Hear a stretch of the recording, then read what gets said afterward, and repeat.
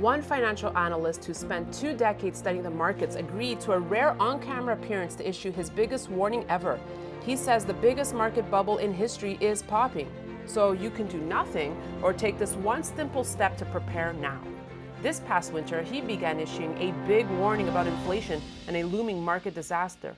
His timing was nearly perfect, but he promises you there's still time to act, to protect yourself, and potentially see some of the biggest gains of your life in the coming years in the right time-tested assets. Ones that tend to skyrocket in times of inflation, like hard assets, energy, and gold. He's put together a 5-stock model portfolio, a way to not just beat inflation, but benefit from it. This dead simple one-step investment approach could show you a series of triple-digit gains or higher starting right now. You could set yourself up in minutes and likely forget about inflation, rising prices, or the worst effects of a market crash for years to come. The critical thing is that you act now. Do your future self a huge favor and get the facts free of charge. To watch our full interview for free, simply go to inflationprotection2022.com. Again, that's inflationprotection2022.com to watch our full interview.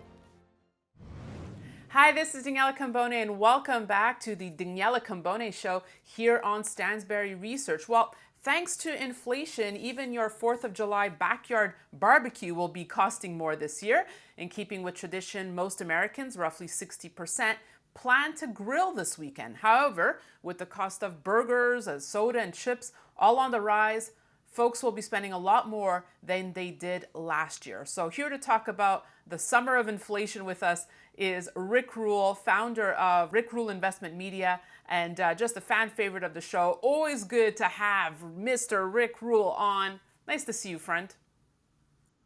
Nice to see you, Daniela. It's a pleasure being back on your program. By the way, I'm a huge fan. Well, I'm glad you are. We are fans of yours. And I wanted to start by talking inflation because since the, let's say, inflation situation broke out, you've been with us every step of the way.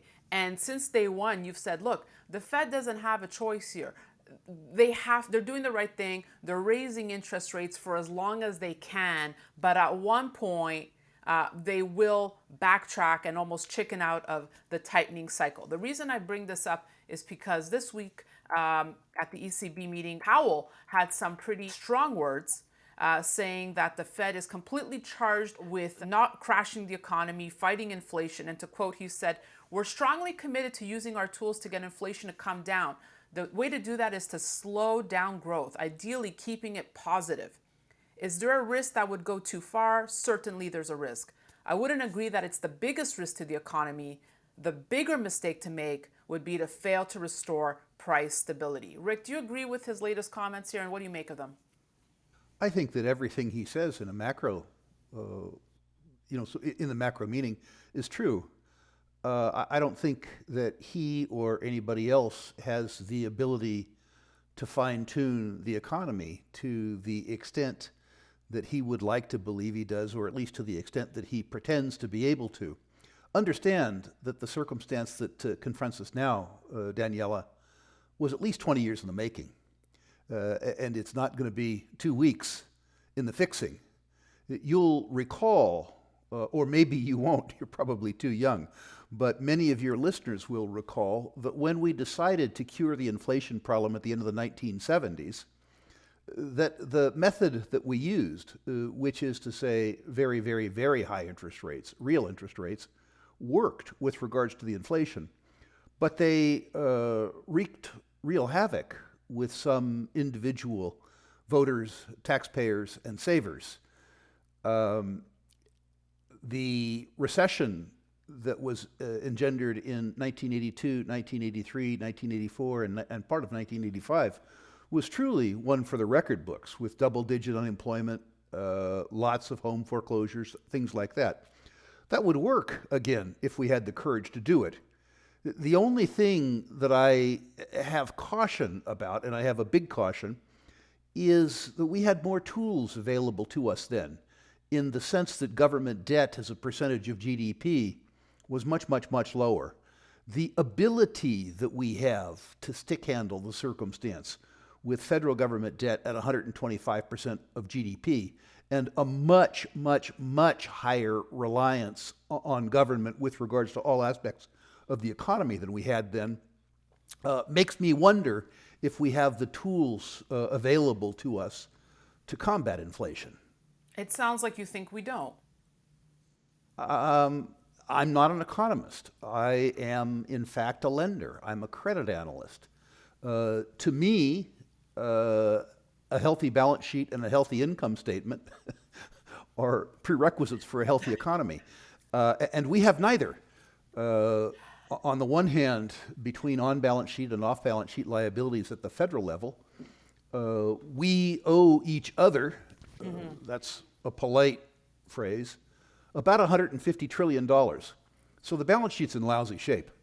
As for the income statement, rather than having a positive income statement so that we can service the debt, the federal budget is in deficit $2 trillion a year. So rather than working on a $150 trillion debt, we're in fact increasing it. So you're right, Daniela. I have a very difficult time seeing an easy way out of this.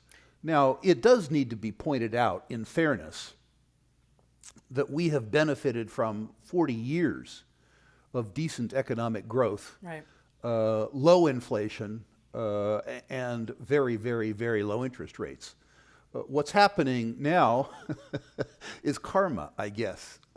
We are facing a reckoning that has to do with the fact that with quantitative easing, as an example, we forward shifted demand. Right. With excessive liquidity and very low interest rates, we disincented saving and we incented spending. And we got what we paid for. We have a circumstance now where there are excesses throughout the economy, and sadly, somehow, either policy or time, we're going to have to work this out. And I don't know how we get from here to there. I suspect we will get from here to there. We always have in the past. But I do not think it will be pretty. And I don't think it will be pretty in particular for people who forgot to save, people who forgot to invest, or people who forgot to equip themselves with the skill sets that will allow their incomes to keep pace with the inflation.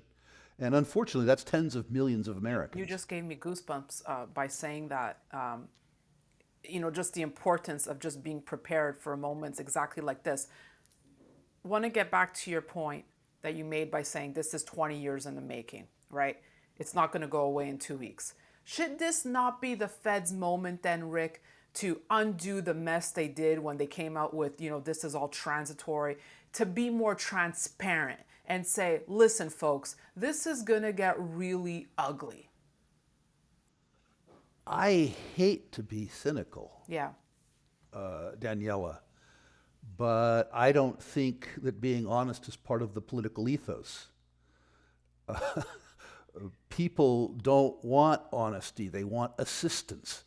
I would love it if we had a national dialogue that said that we have lived beyond our means for 40 years, and that we have to have 350 million individual resets, and while we're at it, we have to have a national reset.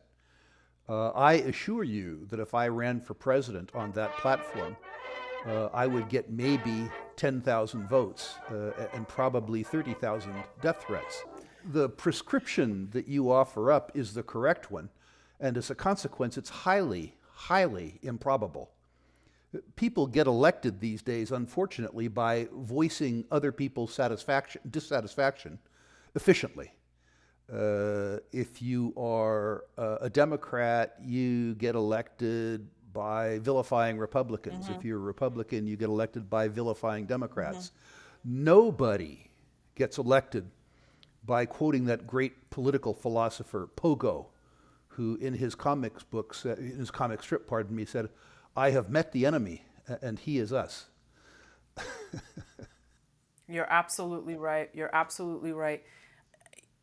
I never asked you this question, but a few experts in our circle, Rick, that we know, have come out saying that the CPI numbers, they don't even believe the CPI numbers we're being told. I bring this up because we're talking about the notion of truth here. Uh, do you think that the numbers are being manipulated to prevent a confidence crisis? Yes, I absolutely believe that the CPI stated rate of inflation understates inflation. Now, again, I'm not an economist, but I can tell you, Daniela, that wherever those people shop is not, in fact, where I shop. And you'll note, too, that when they discuss core inflation, they leave out in food and fuel. That's okay, but as you can tell, I like to eat and I do drive. And the idea that my cost of living doesn't include food and fuel, if it's inconvenient, is a very odd thing. The oddest thing for me about the CPI number, which is allegedly a cost of living number, is that it doesn't include tax. Government is the largest expense in most earning households in the country. And the idea that you ignore the increasing bite on your wages and salary and savings that's presented by government is an absurdity. I guess if I didn't have to pay the tax, I might complain less about the index, but that's not on offer. So yes, I think using the CPI number to calculate inflation is a mistake. I use the CPI number myself because I'm too lazy to construct a different number. I don't know how to do it.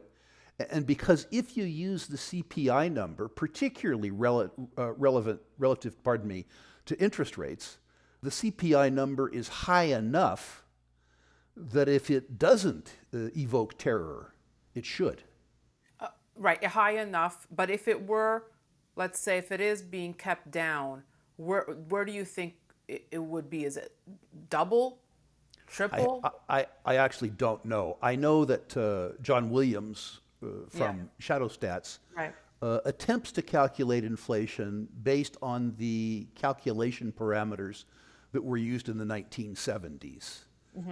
I'm less familiar with his techniques, frankly, because in terms of making investment decisions, sometimes things that aren't true but are widely believed are in the near term more important than things that are true but are in fact intellectual anomalies.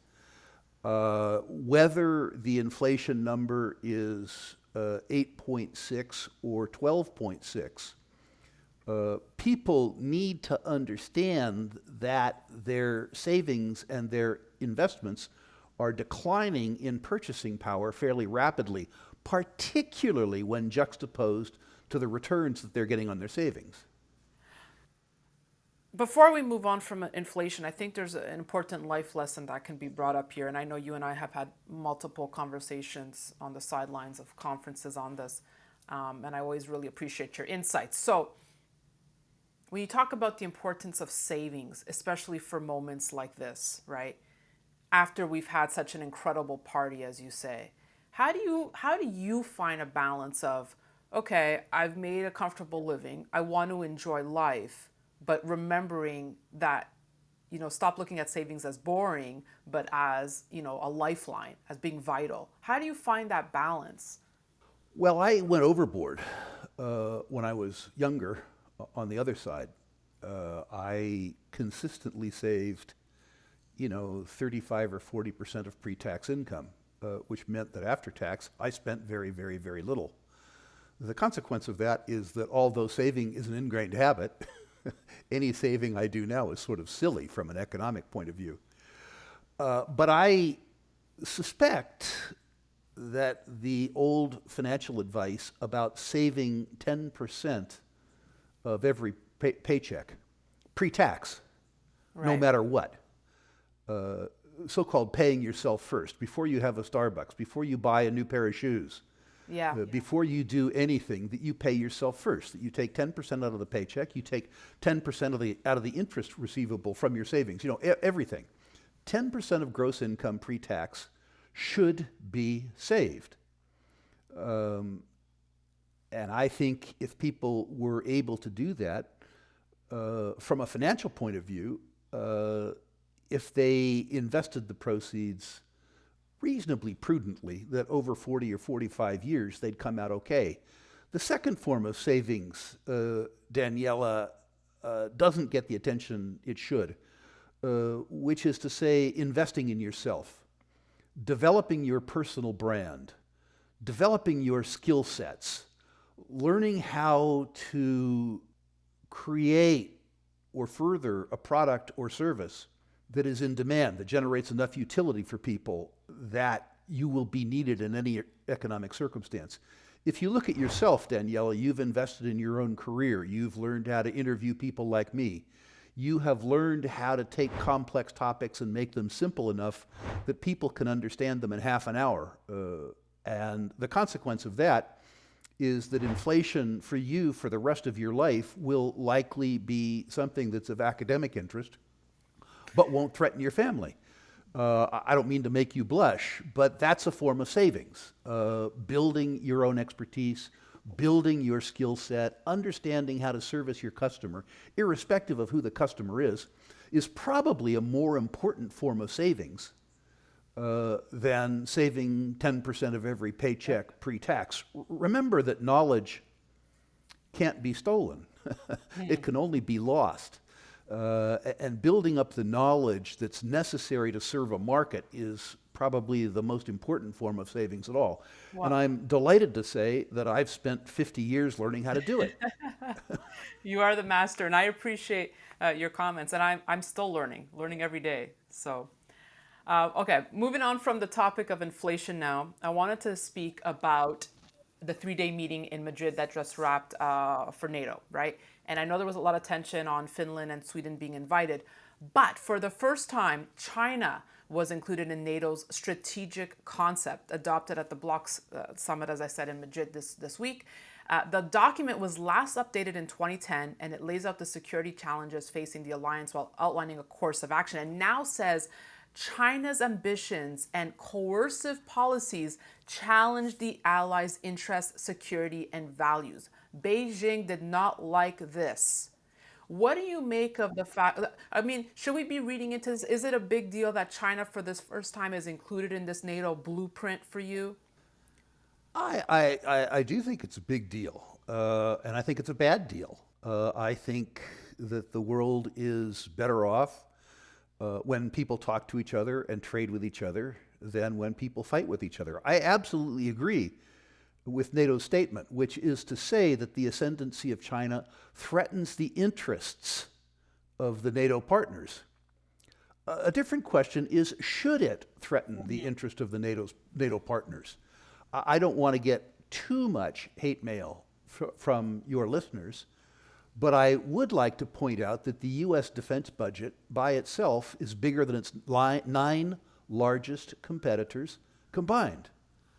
The last time I looked, there were U.S. troops forward stationed in 70 countries. When you compare Chinese assertiveness with American assertiveness, what you find out is the Chinese have been very reticent about asserting their ambitions. That isn't to say that people shouldn't be threatened, particularly China's immediate neighbor, with the Chinese ascendancy. It's only that NATO is in many fashions the pot calling the kettle black.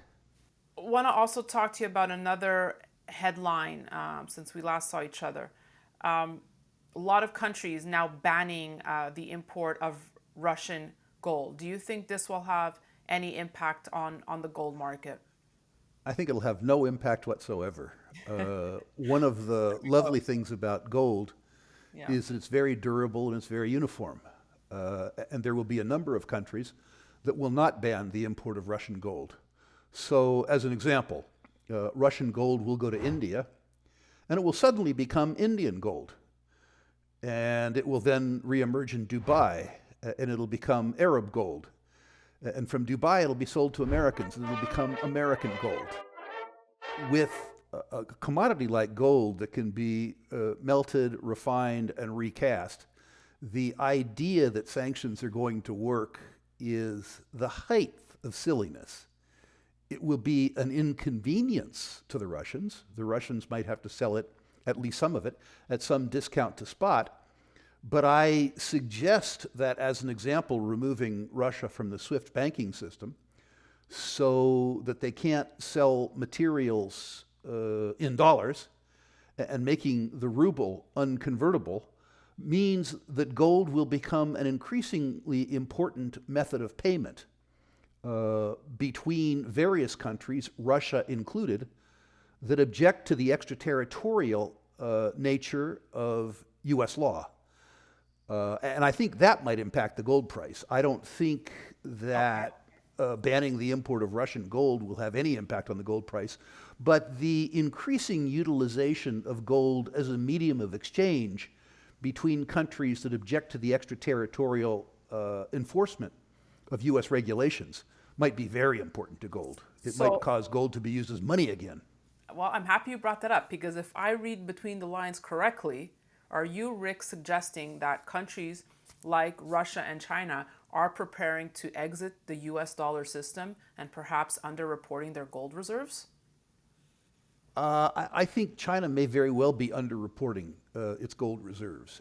And I do believe, given that the Russians and Chinese don't trust each other, that each would prefer either a barter-based transaction, which is very efficient, or a gold-based transaction between the two of them. Certainly, if I were Chinese and the Russians prepared to pay me in rubles, which I couldn't convert, why would I want to receive that as payment? It's a floating abstraction, not even a friendly floating abstraction. If, by contrast, I could receive payment for my goods in oil, or in wheat, or in gold, that would be a much more efficient form of transaction.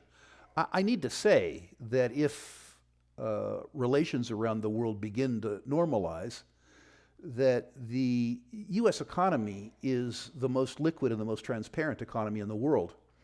And while the Russians and the Chinese and the Indians don't trust us, they trust us more than they trust each other. I think if sanity returns to the world, that the U.S. dollar probably retains its primacy among currencies. But understand that I begin that statement with the word if. If.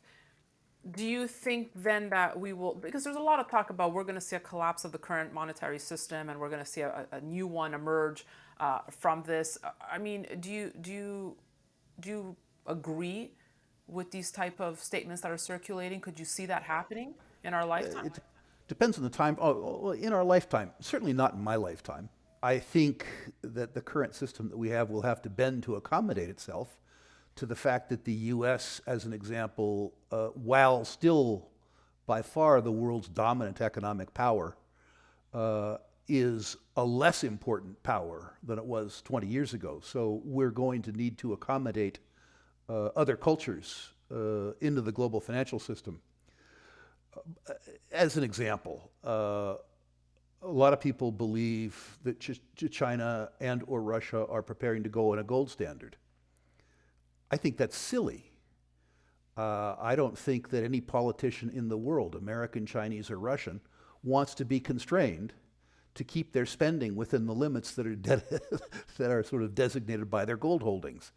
I think you might see the Chinese or the Russians attempt to peg their currency to gold. But I don't, well, as an example, let's say, for instance, that the Russians owed you some money and their currency was pegged to gold. I'd love to see you try to collect. As a lender, I don't like confronting nuclear-armed debtors. And if you don't mind just clarifying that, but from being pegged to being backed, there's no, like with the peg, there's no physical gold behind, every. Correct. Okay. It's a promise. Rather than being an unstoried, unbacked currency, it's a storied, unbacked currency, just like the U.S. dollar was. The U.S. dollar was backed by gold until President Nixon decided it wasn't. When it became inconvenient to him, which is to say, when President de Gaulle said, your outgo is exceeding your income, we don't believe you can pay, we'd like to be paid in gold.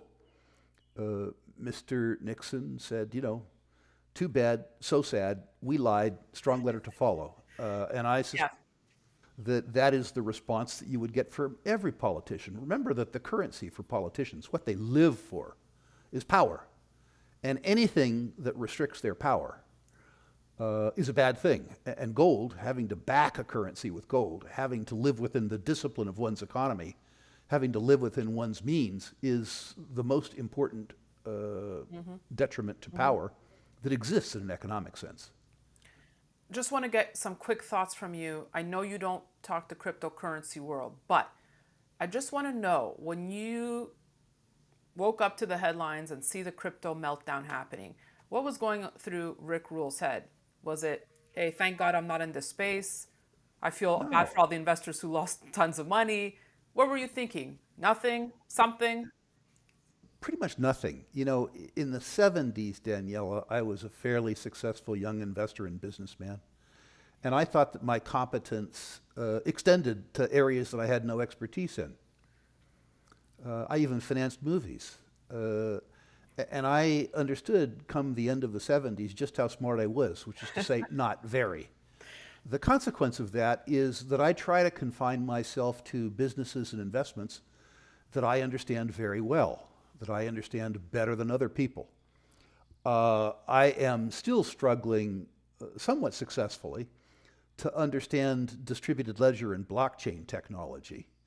But I didn't understand the value proposition around cryptos, with the exception of the network effect. And in terms of the network effect, they were so far behind dollars that they couldn't see dollars. The consequence of that was that I didn't know enough about cryptos to participate to any material extent. So when they went up in price, it was of interest to me the same way a circus might be. I wasn't on the trapeze. When they went down in price, the same circumstance. I was interested in the spectacle of a whole bunch of self-appointed gurus who knew nothing about crypto on the way up and knew nothing about crypto on the way down. Interesting. Expressing shock that they got punished for holding an asset that they didn't understand. By the way, I'm not saying that all of the people involved in cryptos didn't know what they were doing. I'm only saying that I didn't know, so I stayed out of the way in both directions. Well, let's talk about the field that you do love and know and are a master in, natural resources. You have a conference centered around this coming up July 26th to 29th in Boca Raton. Just, an all-star roster of speakers.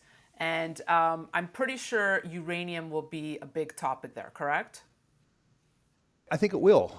Uranium, as we've discussed on your show before, is a commodity that I believe has to increase in price at a rate greater than the rate of inflation, because uranium has such utility in a world that's short electricity and long carbon. So we will definitely be talking about uranium, particularly now that the malaise in the uranium market is making investors uneasy. It's a wonderful time to talk about it. Well, I also want, because I read back in June that the Biden administration is seeking $4.3 billion in funds to purchase enriched uranium and otherwise develop the U.S. uranium industry. And I never got your thoughts on that. There's almost never anything good that comes out of the Capitol. All he really needs to do is get out of the way. There's a whole bunch of people that would love to sell us uranium. Including, by the way, the Russians. We don't want to buy it from them. But, the Australians have been pretty good allies. Every now and then, Daniela, we get some good things down here from Canada, yourself included. Thank you. The idea that we should spend $4 billion, whatever it is, assisting the U.S. uranium business, why don't you just get out of the way of the U.S. uranium business? You don't need to spend any money at all. You just need to get out of the way. For most of my life, when the government has decided that they're going to help me, it has hurt. And to the extent that they help me at the expense of taxpayers, I actually feel like I'm receiving stolen property. I feel dirty. So my hope is that Congress, in their wisdom, says, let's leave the $4.6 billion with the hardworking Americans who earned it, and let's let them buy electricity generated by whatever means from whatever source they feel is important. The idea that a cabal of big thinkers in Washington who have caused the inflation that we're facing now somehow can outthink 350 or 360 million Americans called a market seems extraordinarily unlikely to Wouldn't me. that be nice? Wouldn't that be nice, if that could happen? But probably not, Rick. But Probably not. your conference is really like I said, you have Jim Rickards and Robert Freeland, a host of other big names at the show. I'm planning to be there as well, and it's happening Well, at obviously a crucial time. And I want to just know from you as we're wrapping here, is this one of the most critical financial times you've experienced? Or is it? I think it's one of the most promising times that I've experienced with regards to natural resources. I think the stage is really set both for natural resources and precious metals. And in that sense, the conference is timely. But the truth is that I've been putting on this conference either physically in Vancouver or virtually over the last 2 years from COVID for 30 years. And the conference has been useful to investors through thick and thin for a variety of reasons. In the first instance, as you suggest, we, like Stansberry, have very big, very good gurus. The Jim Rickards, the Daniela DiMartino Booths, the Nomi Prinzes, the Grant Williams, people who put the big picture in a perspective that you won't get from CNBC or, for that matter, from the Wall Street Journal, which is important. Of equal importance, though, we have world-class analysts, people who say, depending on your set of beliefs, here are strategies at the micro level that you can use to employ the macro and defend and protect your wealth. Most importantly of all, for 30 years, I've had a part of the show called The Living Legends, where we introduce investors to entrepreneurs who have built multi-billion-dollar companies in natural resources from scratch. And it isn't to let them brag, but rather to have them discuss the lessons that they learned building multi-billion-dollar companies and how those lessons made them better investors and how the lessons they learned can make you a better investor too. Probably the most important part of the educational function Absolutely. of the conference is where the rubber meets the road. Absolutely. But there's two other things. Exhibitors at our conference. An exhibitor at most conferences is regarded as advertising.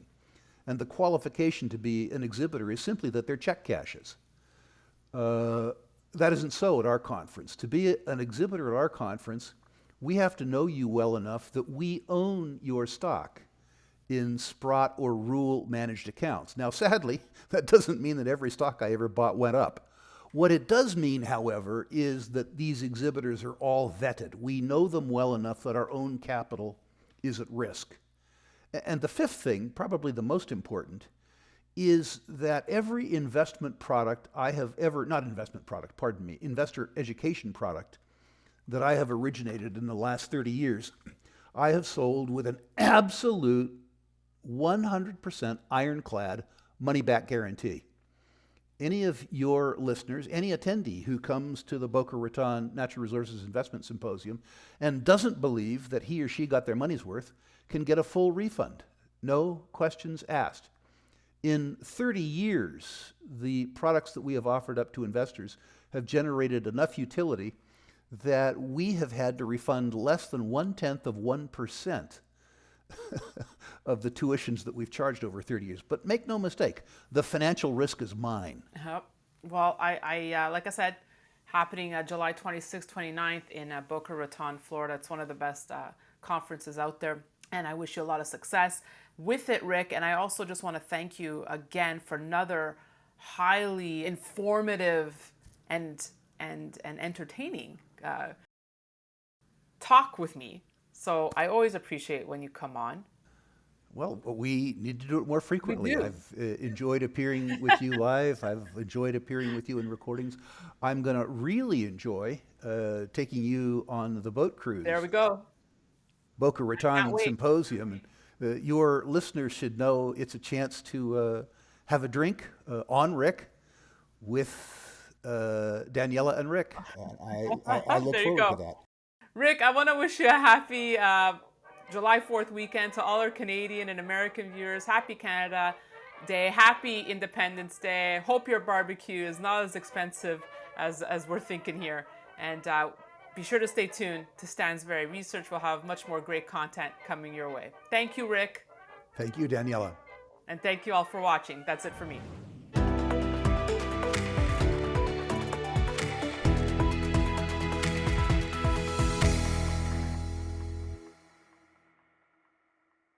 Opinions expressed on this program are solely those of the contributor and do not necessarily reflect the opinions of Stansberry Research, its parent company, or affiliates.